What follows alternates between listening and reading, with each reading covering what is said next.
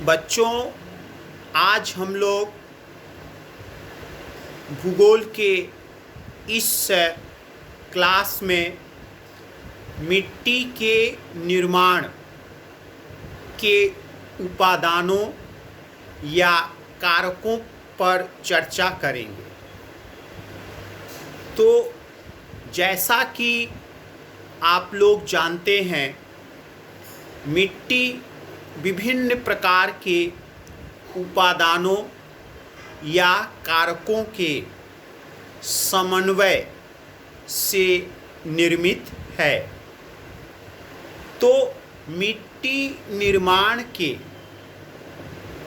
इन उपादानों या कारकों को हम दो वर्गों में विभाजित करते हैं। पहला वर्ग सक्रिय उपादान या कारक, जिसे अंग्रेजी में एक्टिव सॉइल फॉर्मिंग फैक्टर्स कहा जाता है, जिसके अंतर्गत दो विषय आते हैं, एक जलवायु और दूसरा जैविक उपादान, अर्थात पेड़ पौधे, जीव जंतु तथा इसके साथ सूक्ष्म जीवाणु। और दूसरा जो वर्ग है, इसको हम लोग निष्क्रिय उपादान या कारक कहते हैं, जिसे अंग्रेजी में पैसिव सॉइल फॉर्मिंग फैक्टर्स कहा जाता है। इसके अंतर्गत तीन विषय आते हैं।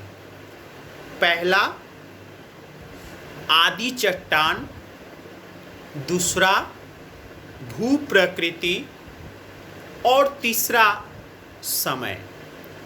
तो बच्चों, कुल मिलाकर 5 विषय हुए। कौन कौन से? पहला आदि चट्टान, दूसरा भू प्रकृति, तीसरा समय, चौथा जलवायु और पांचवा जैविक उपादान। ये पांचों विषयों के समन्वय से मिट्टी निर्मित होती है। तो इस तरह से मिट्टी निर्माण के इन कारकों में आज हम लोग निष्क्रिय उपादान अर्थात पैसिव सॉइल फॉर्मिंग फैक्टर्स जो है, जिसमें आदि चट्टान, उसके बाद समय और भू प्रकृति, इन पर आज हम लोग अध्ययन करेंगे या चर्चा करेंगे। तो सबसे पहले हम लोगों को पेरेंट मटेरियल, जिसको हम हिंदी में आदि चट्टान, मूल चट्टान या कई लोग विद्वान इसे जनक शिला भी कहते हैं, ये पेरेंट्स मटेरियल पर पहले हम लोग अध्ययन करेंगे। तो पेरेंट्स मटेरियल क्या है? जैसा कि हम लोग जानते हैं कि मिट्टी के निर्माण का मुख्य और प्राथमिक जो प्रक्रिया है वो अपक्षरण है, जिसको अंग्रेजी में वेदरिंग कहा जाता है। और अपक्षरण के फलस्वरूप चट्टानें जब टूटती हैं तो वे टूटे हुए अंश जो हैं उनको हम लोग रेगोलिथ कहते हैं। तो यही रेगोलिथ बाद में जब इस रेगोलिथ पर मिट्टी के निर्माण के अन्य कारक कार्य करते हैं तो वो मिट्टी के रूप में रूपांतरित होता है। तो इस तरह से बच्चों मिट्टी के निर्माण का प्राथमिक शर्त है अपक्षरण क्रिया, चट्टानों का टूटना। तो चट्टान बच्चों जैसा कि आप जानते हैं 3 प्रकार के होते हैं, आग्नेय चट्टान, अवसादी चट्टान तथा रूपांतरित चट्टान। तो ये चट्टान जो हैं धरातल पर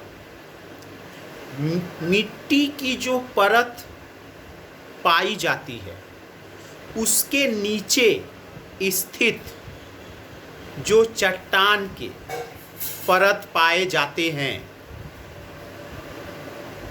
वही जनक शिला या आदि चट्टान या मूल चट्टान के नाम से जाने जाते हैं। यही चट्टान जब टूटते हैं तो उनसे मिट्टी का निर्माण होता है। तो इन चट्टानों में आपका अवसादी चट्टान की भूमिका अधिक है, क्योंकि जैसा कि आप जानते हैं कि धरातल पर आग्नेय और रूपांतरित चट्टान की तुलना में अवसादी चट्टान का प्रतिशत अधिक है। तो इस तरह से बच्चों यह मूल चट्टान या आदि चट्टान जिसको अंग्रेजी में पेरेंट्स मटेरियल कहा जा रहा है, यह मिट्टी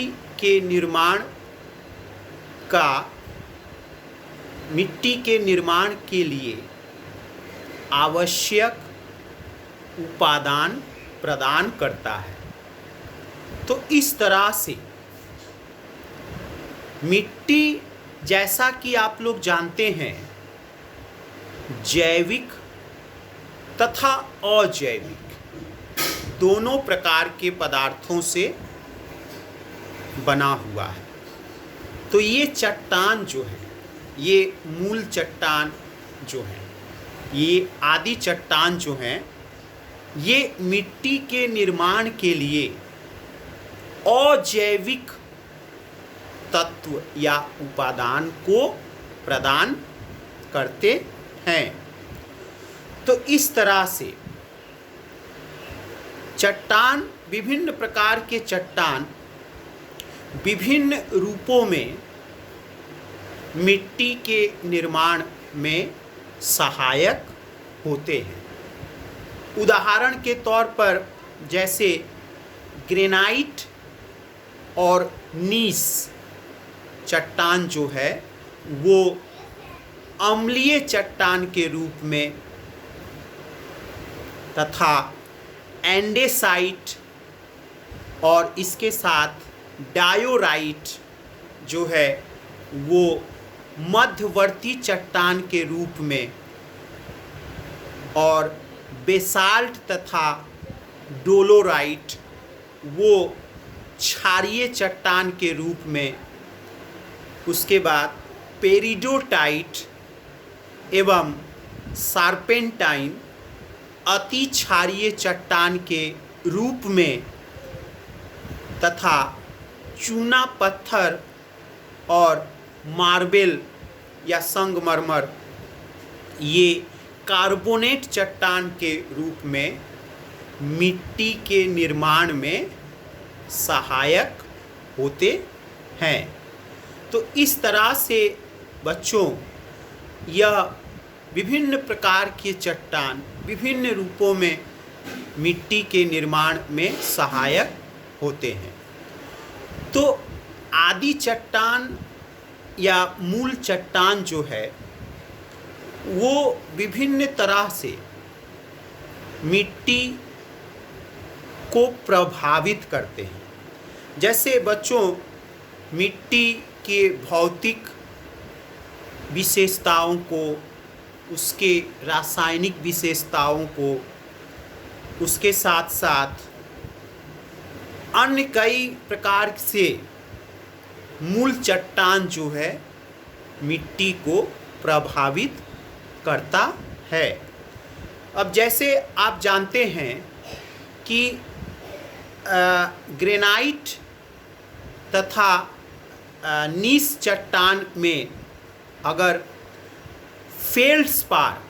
फेल्ड्स्पार की मात्रा अगर अधिक हो तो इससे क्लेई सॉइल का निर्माण, चिकनी मिट्टी जिसको कहते हैं, क्लेई सॉइल का निर्माण होता है। वहीं दूसरी ओर बेसाल्ट चट्टान से काली मिट्टी का निर्माण होता है और इसके साथ साथ चूना पत्थर और मार्बल संगमरमर से रेनजिना सॉइल का निर्माण होता है। तो इस तरह से बच्चों अलग अलग चट्टान से अलग अलग प्रकार की मिट्टी निर्मित होती है। इसके साथ कि अगर मिट्टी के निर्माण में जलवायु और जैविक उपादानों के अपेक्षा अगर मूल चट्टान या आदि चट्टान की भूमिका अधिक है तो उससे जो मिट्टी निर्मित होगी उसे हम लोग एंडोडायनामोमॉर्फिक सॉइल कहते हैं। तो इस तरह से ऐसे सॉइल का उदाहरण, ऐसे मिट्टी का उदाहरण लिथोसॉल है, उसके साथ रेगोसॉल है, उसके साथ एल्यूवियम है। तो इस तरह से बच्चों ये आपका मूल चट्टान या आदि चट्टान की भूमिका मिट्टी के निर्माण में दिखाई देती है। बच्चों इस तरह से आदि चट्टान में अगर फेल्ड्स्पार या मान लीजिए आदि चट्टान में अगर चूना की मात्रा अधिक है, लाइम्स की मात्रा अगर अधिक है तो इससे मिट्टी के जो मिट्टी निर्मित होगी और मिट्टी के जो कण होंगे वो अधिक संगठित होंगे। तो जैसा कि आप जानते हैं मिट्टी के जो कण हैं उन्हें हम लोग मुख्यतः 3 भागों में बांटते हैं। पहला सैंड, दूसरा सिल्ट और तीसरा है क्ले। इसके अलावे भी एक और मिट्टी के कण हैं जिसको ग्रेवल कहा जाता है। तो इस तरह से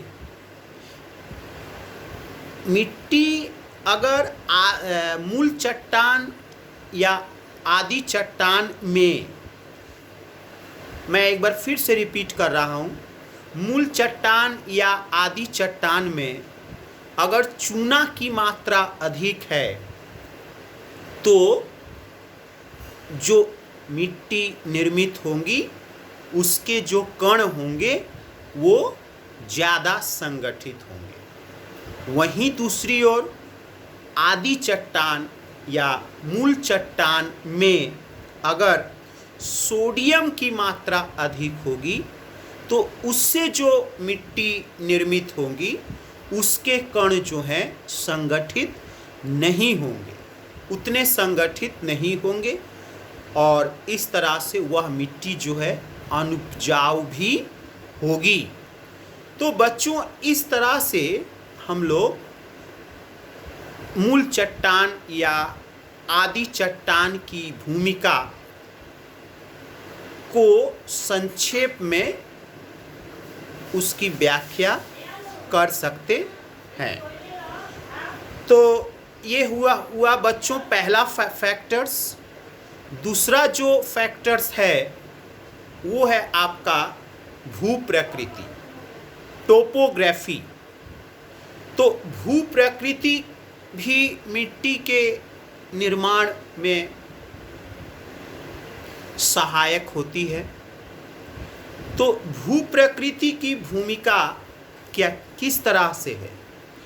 भू प्रकृति के माध्यम से मिट्टी, भू प्रकृति का जो स्वरूप होगा उस पर आधारित होकर बच्चों मिट्टी में जल निकासी व्यवस्था प्रभावित होती है। अर्थात मुख्यतः आर्द्रता और जल का मिट्टी में आवागमन जो है वो भू प्रकृति के स्वरूप पर निर्भर करता है। तो इस तरह से तो हम लोग जानते हैं कि भू प्रकृति का मुख्यतः स्वरूप 3 है: पर्वत, पठार, मैदान। तो पर्वतीय भूमि को अगर हम लोग सोचें इस दृष्टिकोण से तो पर्वतीय भूमि की ऊंचाई अधिक होती है, पर्वतीय भूमि का ढाल अधिक होता है और ढाल अधिक होने के कारण अपक्षरण जनित पदार्थ जो है वो आसानी से अपसारित होते हैं, मतलब दूसरे जगह वो स्थानांतरित होते हैं।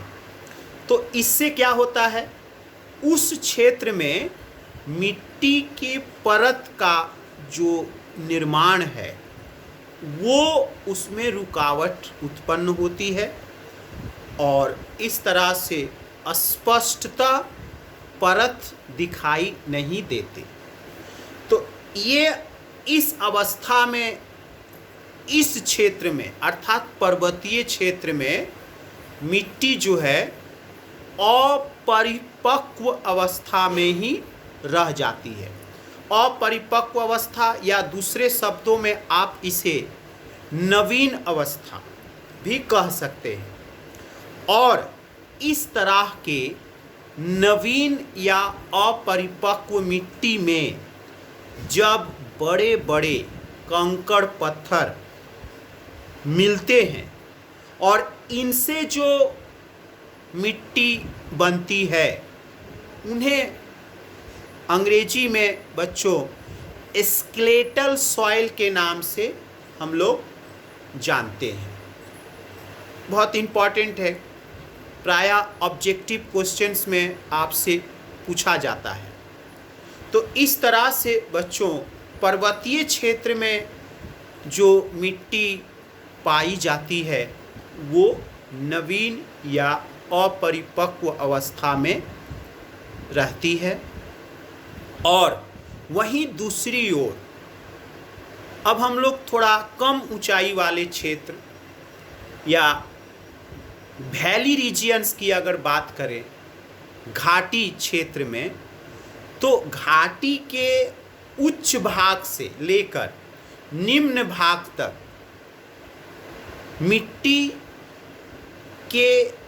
मिट्टी परिच्छेदिका के विशेषताओं में बच्चों अंतर दिखाई देता है। मतलब उच्च भाग में जो विशेषता आपको मिलेंगी घाटी क्षेत्र में, निम्न भाग में, घाटी के निम्न भाग में वो विशेषताएं अलग होंगी। तो इस तरह से बच्चों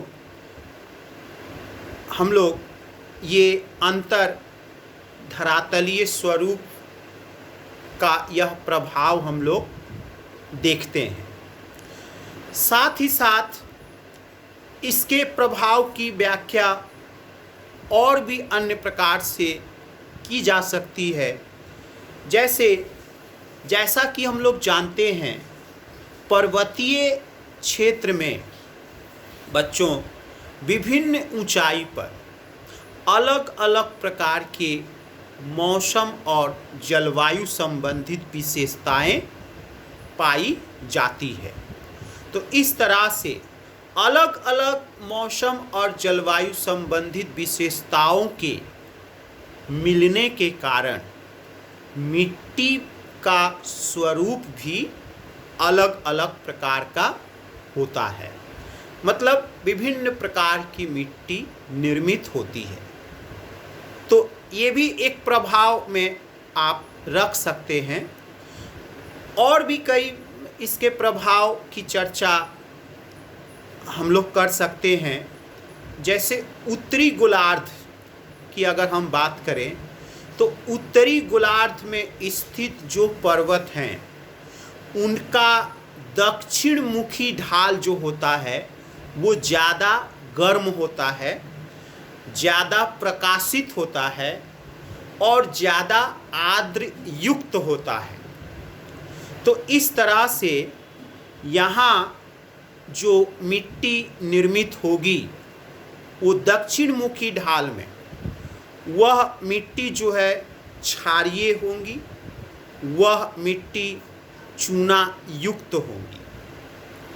और वहीं दूसरी ओर दक्षिणी गोलार्ध में इसकी विपरीत अवस्था हम लोग पाते हैं।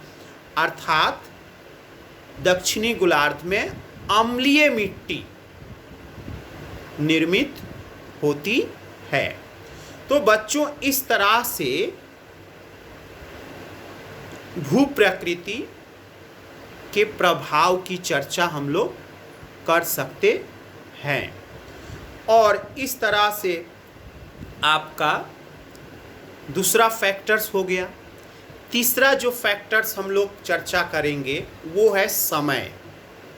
समय मिट्टी के निर्माण का एक बहुत मुख्य महत्वपूर्ण कारक है, क्योंकि समय की भूमिका इतनी है। मिट्टी के, जैसा कि हम लोग जानते हैं कि रेगोलिथ से मिट्टी बनने में कई वर्ष लग जाते हैं। अर्थात दूसरे शब्दों में अगर कहा जाए कि एक अपरिपक्व मिट्टी से परिपक्व मिट्टी बनने में कई वर्ष लग जाते हैं। तो समय एक बहुत बड़ा विषय है। जैसा कि आप जानते हैं कि परिपक्व मिट्टी में जो मृदा परिच्छेदिका विकसित होती है, उसमें सारे संस्तर स्पष्ट रूप से दिखाई देते हैं। परंतु अपरिपक्व मिट्टी में मृदा परिच्छेदिका के अंतर्गत वो सारे संस्तर या होराइजन्स जो हैं वो स्पष्ट रूप से विकसित नहीं हो पाते। अतः इन्हें समय की ज़रूरत पड़ती है। और मिट्टी का निर्माण जो है वह एक दीर्घकालीन प्रक्रिया है। अतः इस तरह से बच्चों यह समय का जो प्रभाव है उसकी व्याख्या की जा सकती है। समय के साथ मिट्टी के जो स्तर हैं, मिट्टी की जो परत हैं, वो स्पष्ट रूप से हमें दिखाई देती है। तो इस तरह से मिट्टी लंबे समय से जब निर्मित होता है, दीर्घकालीन रूप में जब मिट्टी निर्मित होता है, तो वह मिट्टी धीरे धीरे अपने परिपक्व या मैच्योर स्टेज, परिपक्व अवस्था में पहुंचता है। तो इस तरह से बच्चों हम लोग समय का जो प्रभाव है मिट्टी के निर्माण में, उसकी व्याख्या हम लोग कर सकते हैं। तो बच्चों आज का जो क्लास था उसमें हम लोगों ने मिट्टी के निर्माण के पैसिव फैक्टर्स अर्थात निष्क्रिय कारकों पर चर्चा की, और अगले क्लास में हम लोग मिट्टी के निर्माण के सक्रिय कारक जो हैं अर्थात जलवायु और जैविक उपादानों पर चर्चा करेंगे। आज का क्लास यहीं पर समाप्त होता है। धन्यवाद।